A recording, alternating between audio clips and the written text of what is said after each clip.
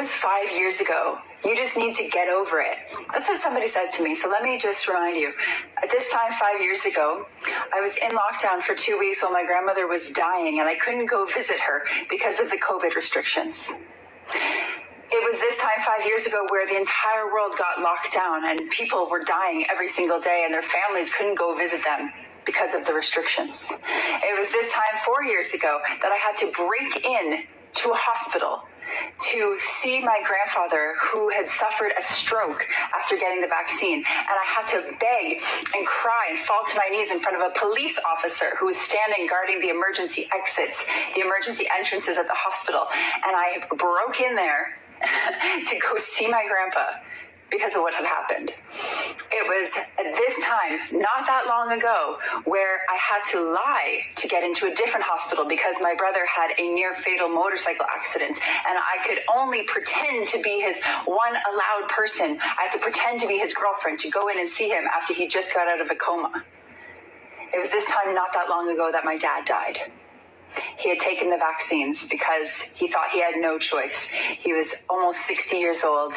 He didn't think he had another option, and he was going to lose his license and his job had he not gotten the vaccine. It was this time not that long ago that people were screaming at me in grocery stores and yelling at me in the streets for not wearing a mask. It was this time not that long ago that families were split apart, people hating each other from the same families, where people weren't allowed at the Christmas dinner because they didn't have an experimental vaccine injected into their bodies. Do you remember?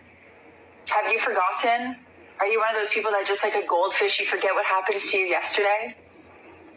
So while I don't have the same anger in my heart because I have to choose to let that go for my own well-being, I'm never going to get over it. I am never going to forget what happened to us. I cannot.